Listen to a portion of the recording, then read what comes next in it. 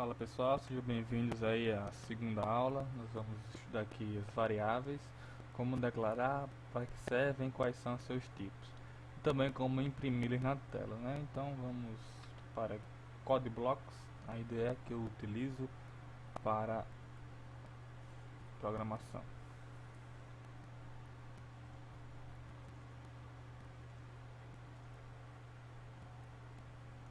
Então aqui eu já tenho um programa aberto, um programa criado, e esse programa aqui tem somente uma biblioteca. Não estou utilizando nenhuma função da stdlib, mas eu posso aqui vir incluir e escrever stdlib.h, certo? Lembrando que a forma de inclusão de bibliotecas segue esse padrão aqui. Nome da biblioteca geralmente vem com .h, certo? Então vamos lá.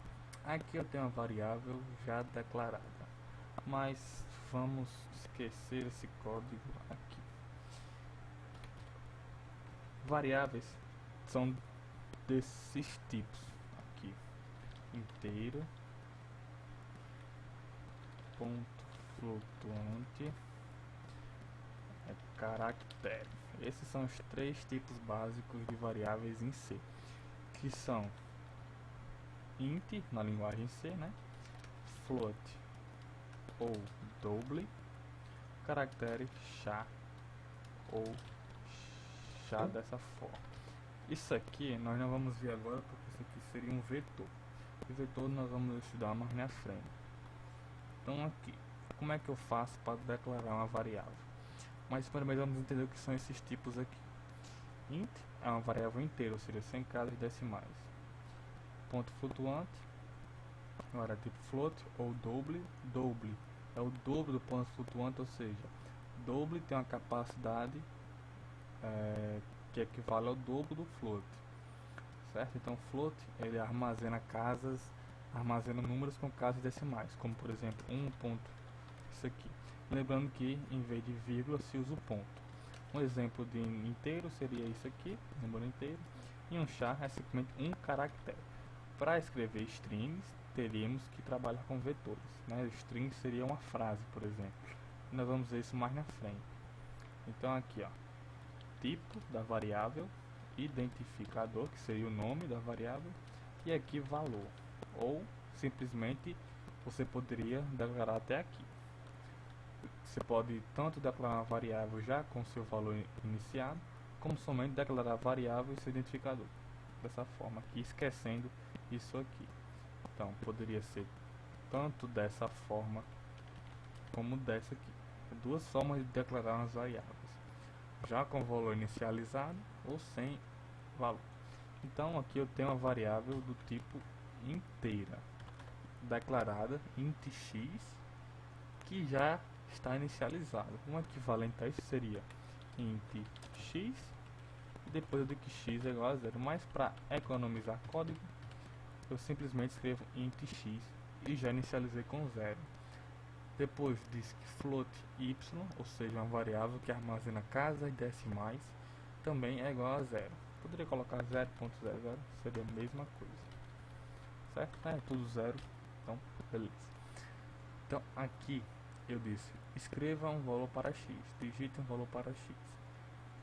Agora eu vou apresentar para vocês uma nova função, que é a função scanf. A função scanf funciona da seguinte maneira: primeiro parâmetro, primeira opção, entre aspas, digamos assim, é um conjunto de caracteres que vai especificar o tipo de variável a ser lida. Fazemos a seguinte referência: porcentagem D para inteiros, porcentagem F para ponto flutuante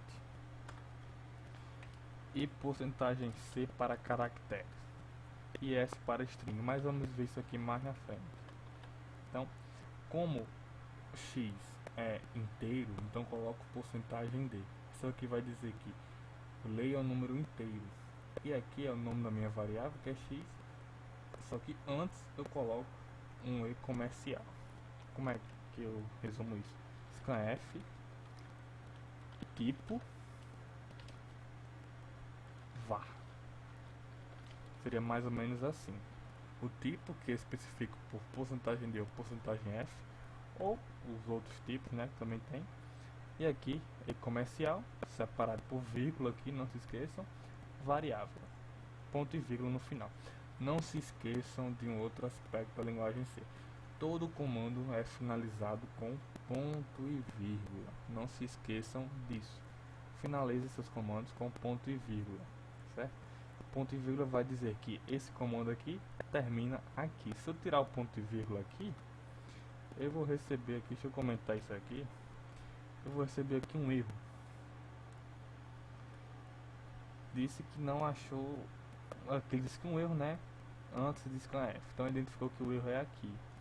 Então é como se ele tivesse tentado pegar esse código, como se esse código fosse o final desse aqui, certo? Se eu fizesse isso aqui, ó, também teria um erro, certo? Então você não pode simplesmente fazer isso aqui que eu fiz, mesmo com o ponto e vírgula aqui dizendo que é o final do comando. Então tudo em uma linha, ponto e vírgula, final do comando. Apagar isso aqui, certo?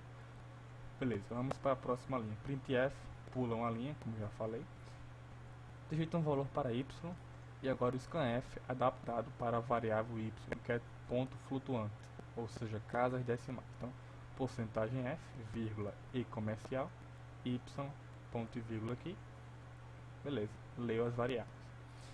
O último comando é o printf, aqui temos um /n, e diz o valor de x é. Então, temos aqui de novo nossa porcentagem D. Percebam que isso aqui é para dizer que aqui vai ter uma variável do tipo inteiro. Então perceba, o valor de x, porcentagem D, o valor de y, porcentagem F, ou seja, x é inteiro e F é ponto flutuante. Então perceba aqui outra coisa. Eu disse depois aqui da minha string, eu coloquei vírgula, primeira variável a ser impressa, vírgula, segunda variável a ser impressa. Então essa primeira variável a ser impressa vai ser impressa no primeiro especificador de tipo, porcentagem D. Então x vai ser impresso aqui,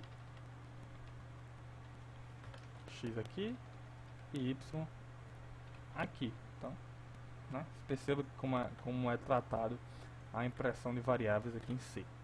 Bem simples, sem segredos, sem muita complicação. Então só precisa se acostumar com o modo que o C trata a leitura e impressão das variáveis. Então vamos aqui compilar e testar a execução. Então digite um valor para x. Então ele já me deu aqui o prompt do scanf para eu escrever algum valor. Então uma variável inteira tipo x, vamos colocar aqui 12. Logo depois pulou a linha, deu enter e pulou a linha, então digita um valor para y. Scanf, porcentagem f, um valor ponto flutuante na variável y, 1.123. Então percebe que quando eu dei o scanf, ele vai salvar o que eu escrevi aqui. Em x vai salvar 12, como eu especifiquei aqui. Em y vai salvar esse 1.234. Então se eu der enter, o valor de x é 12 e o valor de y é 1234000. Por que 000? Porque o ponto flutuante padrão suporta essas 6 casas decimais aqui. Então, se eu quiser mostrar somente as 3 casas decimais, eu coloco antes do F, aqui depois de porcentagem, ponto 3F, ou seja, 3 casas decimais após a vírgula. Então, 12, 1.234, beleza, deu certo. Se eu colocasse aqui, 12, 1. Ele colocaria o 0 no final. Então, essa aula termina aqui. Espero que vocês tenham gostado aqui. Essa aula, até a próxima e pratiquem muito.